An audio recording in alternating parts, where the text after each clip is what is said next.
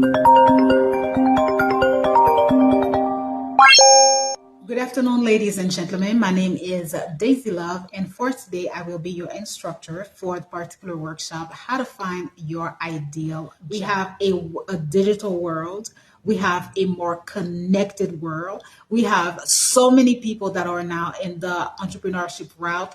Someone who is looking for a specific job or looking to change a career field, there so much that you need to do in order to make sure that you have the not only the right credential but that you are competitive. How do you find the right job for you? What are you looking for? The first thing in thinking about finding your ideal job is to identify what is my ideal job first. The second thing that you have to ask yourself is, do I have the skill set for this job?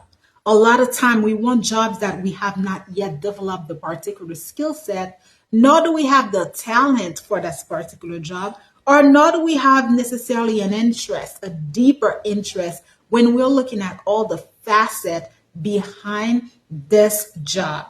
So you have to identify all of those stressors, right? A good job is one that you enjoy doing, one that fulfills a skill or a talent that you're naturally possess, one that renders satisfaction at the end of the day. I've been filming videos for 15 years now, like probably, I say 10 years.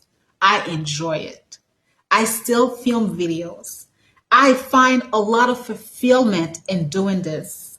I find a lot of joy in filming a video and having it available for the world to see. That's how you are going to identify if you are in the right job. How do you feel when you get up in the morning? Are you excited to go to work? Are you having fun doing it? Are you feeling satisfied at the end of your day when you are in that particular job? A lot of the times you guys are going toward what the employer wants. You guys are going toward, okay, this is what the employers want. And a lot of the times you even adjust your resume to fit what the criteria for the employer. No, it doesn't work like that. This is when you end up in a poor job because you are literally rearranging your own self for a employer. The employer has already submitted what they are looking for.